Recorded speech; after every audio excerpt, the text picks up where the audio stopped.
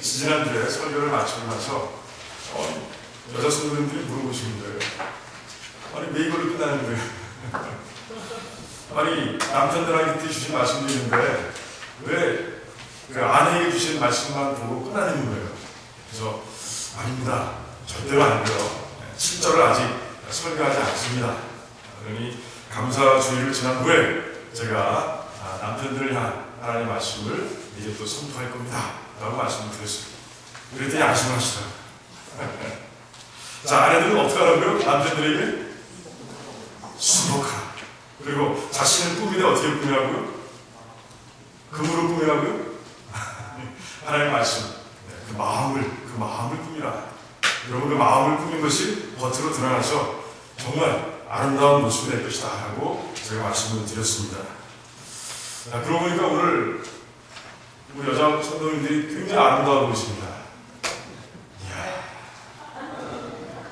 이렇게 아름다우셨었나요? 이 주일을 잘 사셨군요. 네, 그렇습니다. 찔리는 분들 계시다고요? 오늘 이제 본문을 보면 7절 말씀 보면 남편들에게 권면하는 말씀이 나옵니다. 제가 이 말씀을 준비하면서 이런저런 신문 기사를 모아봤어요.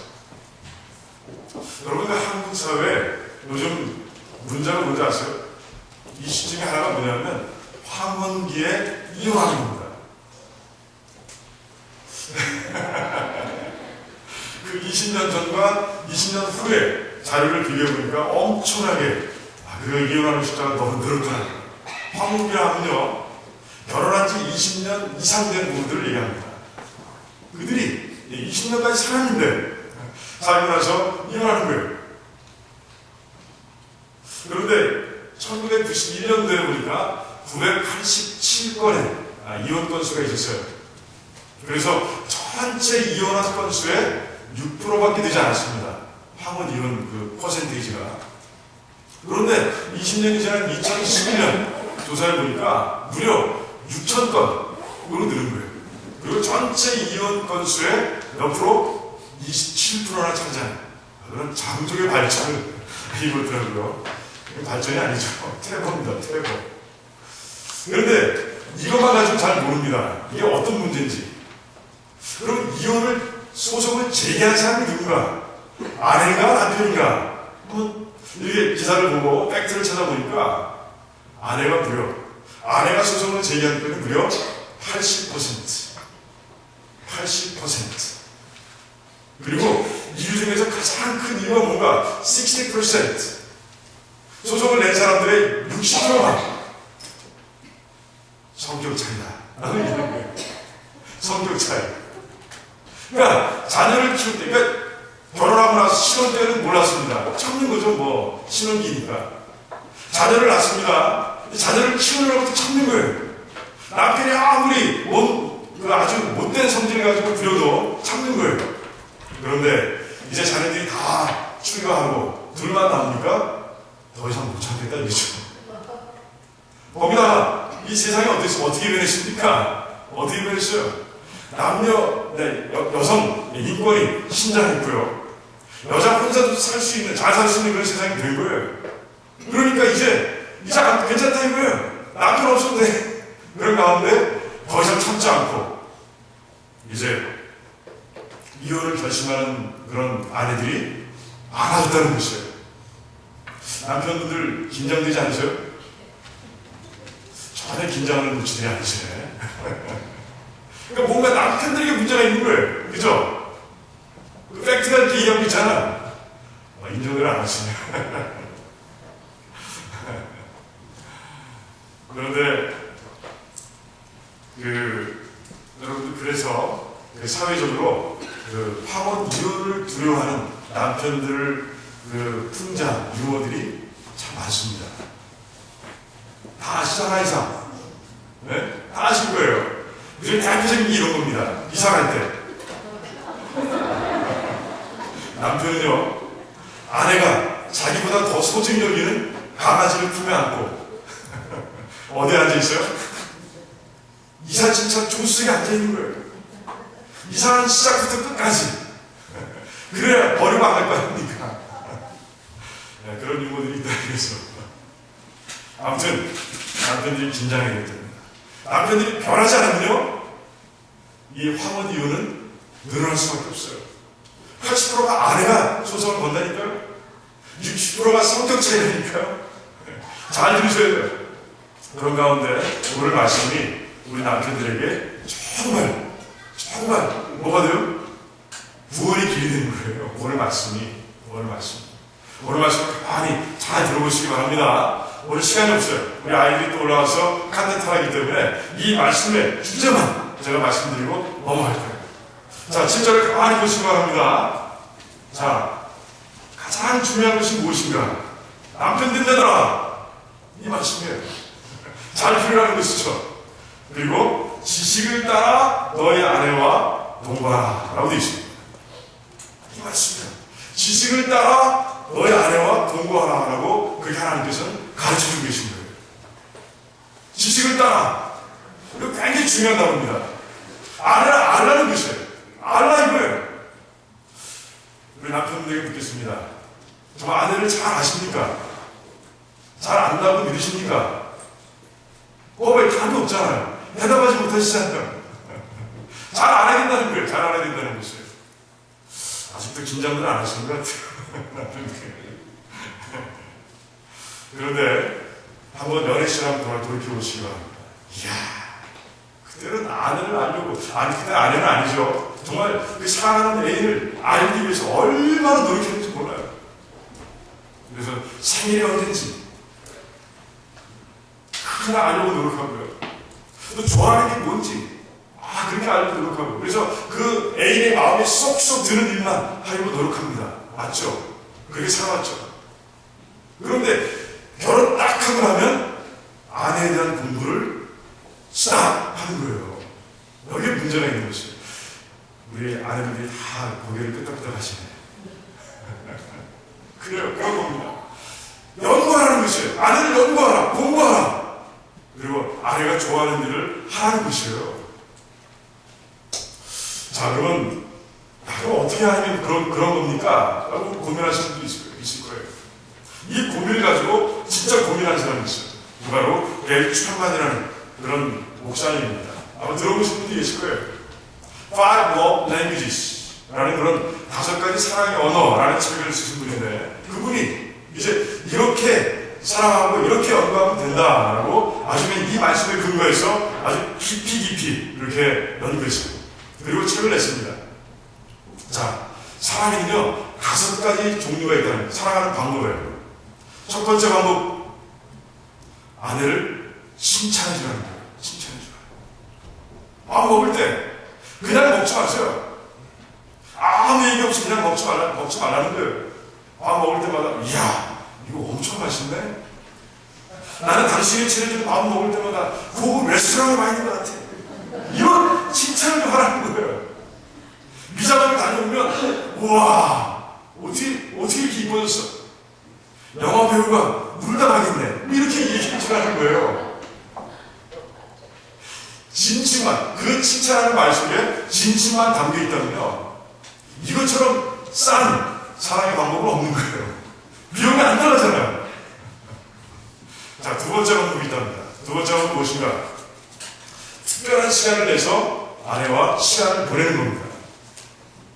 나랑 쳇바퀴 같이 돌아가는 그런 아내들의 삶, 여러분 아십니까? 삼시세끼 만들어야 되고요.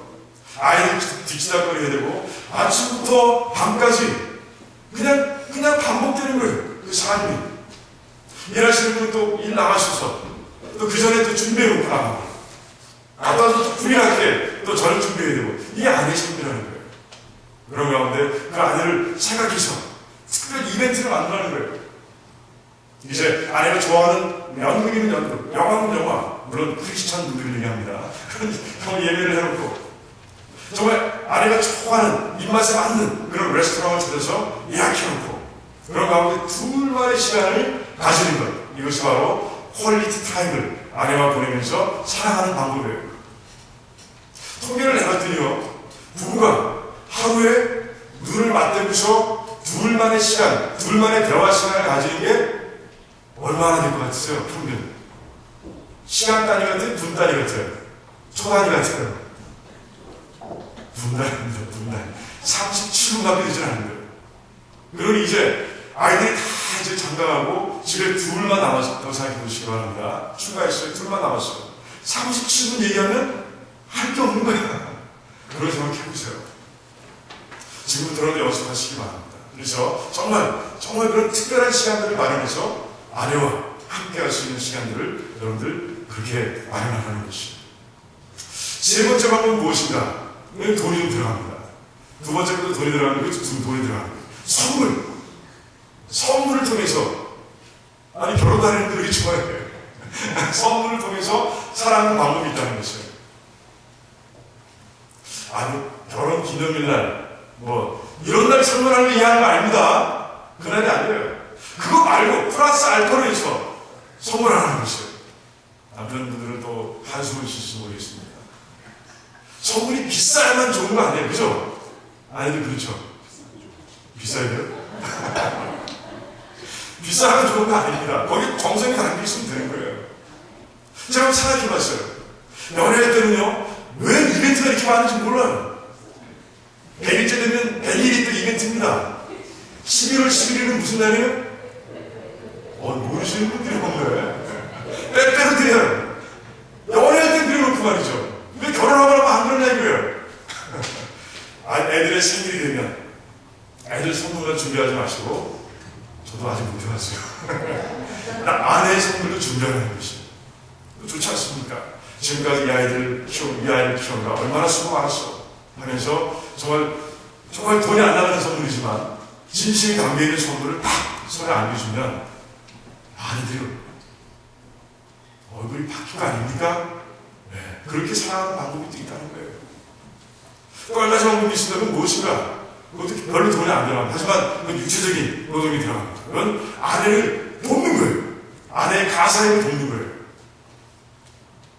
설거지를 한다든가 이런 거죠. 흔히 하시는 일들을 우리가 해주는 거예요. 그 황혼기에 있는 부부 가운데서 하루를 보내는 가운데 24시간을 보내는 가운데서 집안일에 쓰는 시간, 이 민족마다 다르더라고요. 한국 남편들은 얼마나 쓰는지 아세요? 1시간 1분. 24시간 가운데 1시간 1분을 그 집안일에 쓴다고 합니다. 그러면 미국 사람들은, 하여튼, 전형적인 미국 사람들은 1시간 48분. 많죠. 그런데 영국 사람들은 더 많더라고요. 2시간 50분. 굉장히 많이 쓰죠? 우리 한국 사람들의 3배를 쓰는 거예요. 집안일을 돕는데, 아내를 돕는데 그렇게 쓴다는 거예요. 저는 아직 그 황혼계 이혼들이 영국은 어떤지 모르겠습니다. 조사 안 해봤어요. 하지만 조사할 것도 없어요. 나설 거야, 분명히. 그렇게 아내를 도와주는데, 어디 남편과 헤어지려고 노력하겠습니다. 아무튼 이 5가지의 방법이 있다는 것이에요. 그런데 메리 천만은 여기서 그치지 않습니다. 아내를 연구해야 된다는 것이에요. 이 중에서도 각 사람마다 사랑받고자 하는 방법이 다 다르다는 것이에요. 어떤 사람들은 선물을 통해서 남편이 사랑을 표현해주기를 좋아하는 그런 아내들도 있고요. 칭찬을 통해서 사랑해주길 원하는 아내들도 있다는 것이에요. 그걸 남편 중심적으로 생각하지 말라는 거예요. 내가 해줄 수 있는 범위 내에서만 해주면 그건 아무것도 아닙니다. 그렇죠? 아내가 좋아하는 걸 해줘야죠. 아내 중심으로 생각하고 연구하는 것 필요하다는 것이에요. 그래서 아내가 좋아하는 길을 따라서 사랑하라 이렇게 얘기하고 있는 것이에요. 제가 한 2주 전에 이 말씀을 보다가 아내한테 물어봤어요. 당신은 선물을 통해서 사랑을 표현하는 것을 별로 안 좋아하지? 물어봤습니다. 왜냐면 평소에 검소하고 그래서 저는 아닌 줄 알았어요. 근데 대답이 좋아해. 제가 생각을 바꾸려고 합니다. 그럴 줄 모르는 거예요. 그래서 집에 가서 물어보시기 바랍니다. 5가지 기억하셨어요? 다이어스 오케이. 다이어스. 네. 자, 이제 가서 이제 아내에게 물어보시기 바랍니다. 그래서 정말 어떤 방법으로 사랑을 해야 되는지 알고 하시라는 거예요. 알고. 이게 바로 오늘 말씀에 나와 있는 말씀이에요. 지식을 따라서 아내와 함께 동거하라. 그것이 아내를 존중하는 것입니다. 그러니까 귀여이라고 했죠? 그게 아내를 귀여이는 방법이고요. 그렇게 해서 아내가 늘 벙글벙글, 우리 박 조사님이 잘 쓰신 표현이죠? 빵긋빵긋. 늘 벙글벙글 싱글벙글할 때 우리 기도의 문은 절대로 막히지 않는 거예요. 자, 이제 남편분들에게 묻습니다. 자, 아내를 내 중심으로 사랑하지 않고 아내 중심으로 사랑하겠습니다. 이제 결단하시는 분은 아멘 하시기 바랍니다. 네.